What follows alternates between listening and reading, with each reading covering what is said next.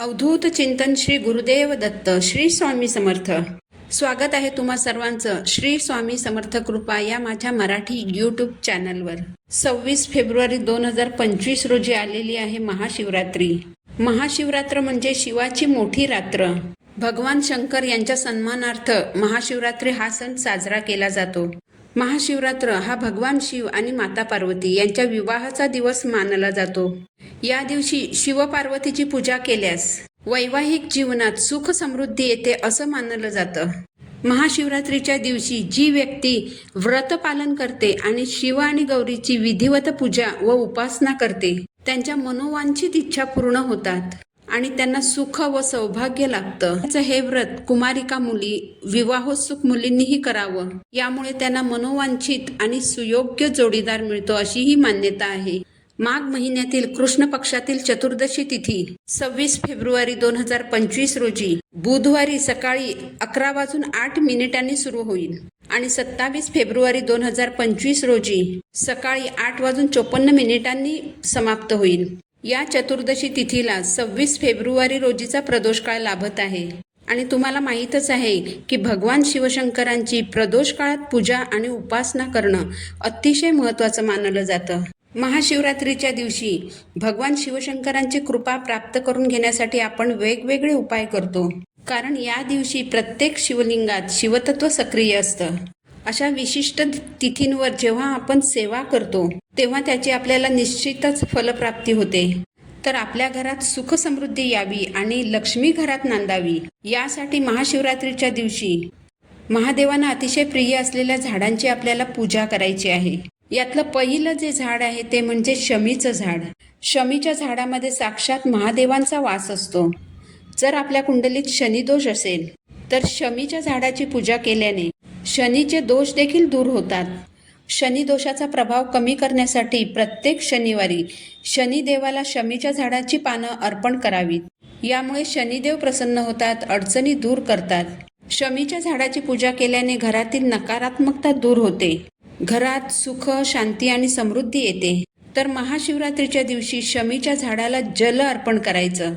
यासाठी एका कलशामध्ये पाणी घेऊन त्या पाण्यात थोडंसं कच्चं दूध घालायचं आणि ते जल शमीच्या झाडाला अर्पण करायचं. शमीच्या झाडाखाली तुपाचा दिवा प्रज्वलित करायचा. शमीच्या झाडाला आपली इच्छा बोलून दाखवायची, स्पर्श करायचा, नमस्कार करायचा आणि आपली इच्छा पूर्ण होण्यासाठी प्रार्थना करायची. महाशिवरात्रीच्या दिवशी शमीचं पान शिवलिंगावर अर्पण करायचं. असं म्हणतात की भगवान श्रीराम यांनी लंका विजयानंतर शमीच्या झाडाची पूजा केली होती. तर पांडवांनी अज्ञातवासात असताना त्यांची अस्त्र शस्त्र शमीच्या झाडावर लपवून ठेवली होती. शमीच्या झाडाची पूजा केल्याने सुख, समृद्धी, सौभाग्याची प्राप्ती होते.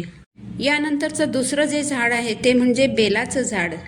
बिल्वपत्र म्हणजेच बेलपत्र हे भगवान शिवांच्या 3 डोळ्यांचं प्रतीक मानलं जातं.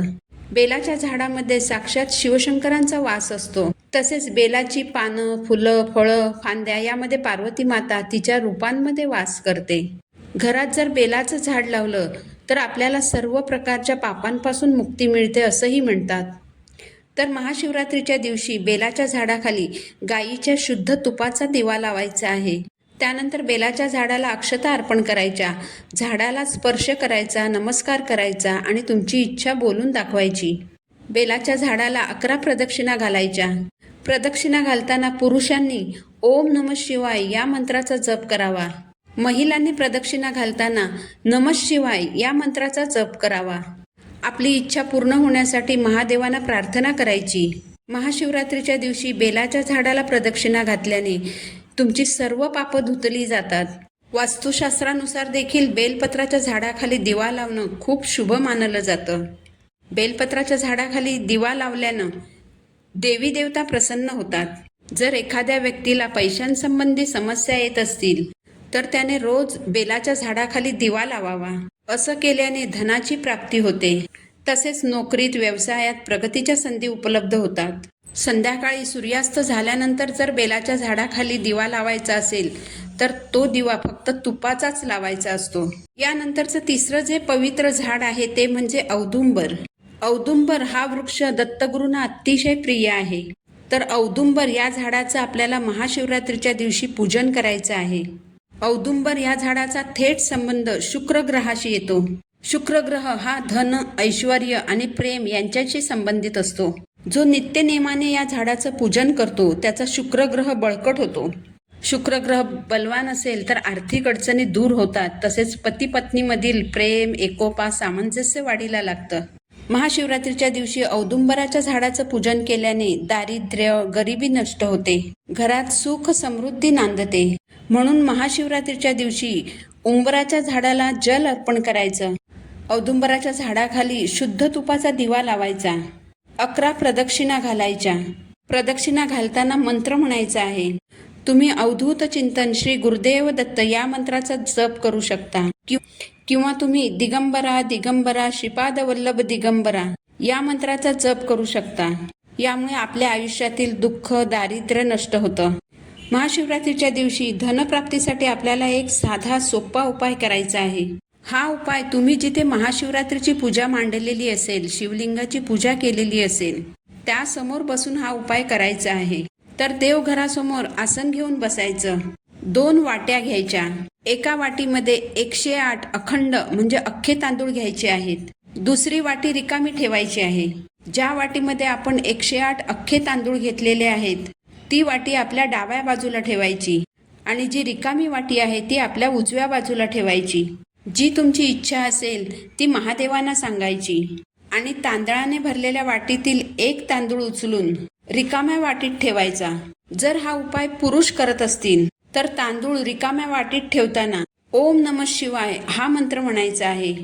आणि महिला जर ही पूजा करत असतील तर त्यांनी नमः शिवाय हा मंत्र म्हणत तांदूळ रिकाम्या वाटीत ठेवायचा आहे.